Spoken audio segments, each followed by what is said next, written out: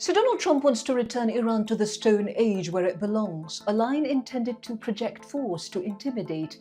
Instead, it reveals something far more telling, not strength but ignorance, profound, staggering ignorance of history and geography of the very region he's threatening to dismantle. This is a brutish man, a man confined to the shallow logic of deals and property. He can't grasp a simple fact. Iran, historically Persia, was shaping organized civilization before the modern West existed in any meaningful form, before America was even an idea. This is not rhetoric, it is history.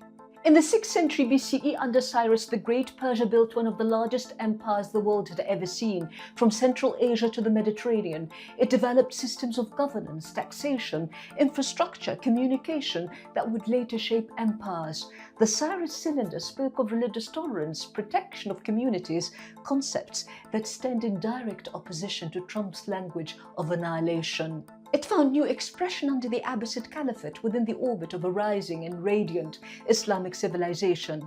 Yes, Baghdad was the capital, but the lifeblood of that civilization flowed through Persian cities: Nishapur, Rey, Merv, Balkh, Tus, Esfahan, vibrant engines of civilization. They produced giants: Umar al-Khayyam, al-Razi, al-Firdousi, scholars, physicians, poets, mathematicians, who shaped entire disciplines. At the heart of this world stood institutions such as the House of Wisdom, where Greek, Persian and Indian knowledge was translated, studied, critiqued and expanded, later forming the foundations of the European Renaissance. Where Al-Khwarizmi gave the world algebra and the algorithm we use today, where Ibn Sina wrote medical texts that Europe would study for centuries, where Al-Farabi and Al-Ghazali engaged Aristotle and reshaped philosophy itself. At a time when Baghdad, Nishapur and Merv sustained complex urban life through advanced systems of water management, sewage systems, healthcare and learning, much of medieval Europe was still primitive. This is not polemic, it is historical fact.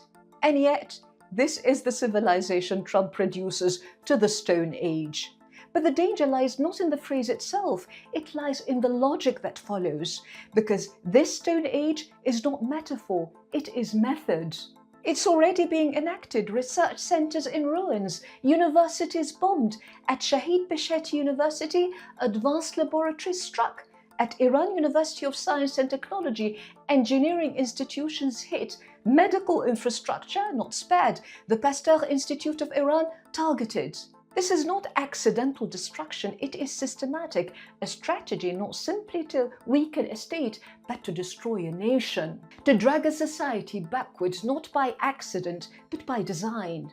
And in Israeli circles, the unthinkable is increasingly aired with disturbing ease. Nuclear weapons, neutron weapons, discussed, urged, even joked about. This is the normalization of annihilation. In this worldview, Palestine is not the exception, it is the model. Its destruction has always been accompanied by a narrative, by a myth, a land without a people for a people without a land. This is not historical error, it is colonial strategy. This is how erasure works, not only by changing reality and redrawing maps, but by wiping out the past, rewriting history, reconstructing memory. Because military power alone is not enough. It advances hand in hand with mythology. And within that mythology, old logics resurface, the logic of Amalek, not merely to defeat an enemy, but to exterminate it.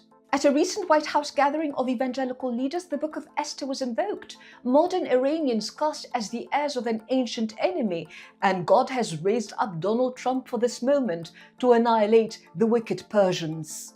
And Trump himself has gone further, justifying the destruction of civilian infrastructure by dismissing Iranians as animals, the same people he claims to liberate with his bombs. Because once you strip a people of their humanity, anything becomes justifiable. We've seen this before. In Iraq, Arabs demonized. In Gaza, Palestinians dehumanized. Today, Iranians. The war machine doesn't simply fight enemies, it manufactures them. It produces and reproduces its enemies, its monsters, each one necessary to justify the brutality that follows. And this isn't just a reaction to Iranian defiance. A week into the war, Trump spoke casually of Iranians having horrible genes, not like our own. resurrecting the darkest chapters of racial extermination. Layered onto all this is an older doctrine. What was once called the white man's burden is today the American or the Israeli man's burden, civilizing mission imposed on a region framed as backward, subhuman, chaotic, expendable. Trump draws from this instinctively. To him, the Middle East is not a civilization, it's a ledger. Oil, energy, trillions to be extracted. And wherever there are centers of history, they're to be demolished, returned to the Stone Age. But this logic doesn't stop at Iran, because to destroy Iran's infrastructure is to wreck the entire Gulf, the very region America calls its ally, the guardian of its dollar. Burn Iran and you burn the entire Gulf. So in the Middle East, America first is a myth. The operative logic is Israel first.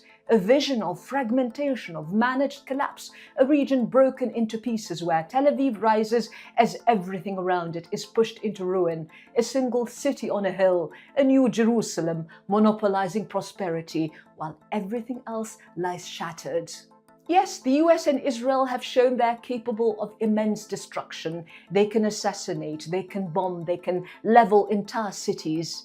But destruction is not success, it is not victory, and it's not worthy of pride or applause. You can pulverize a city, but you can't subdue a people. So when Trump speaks of returning Iran to the Stone Age, understand what is being said.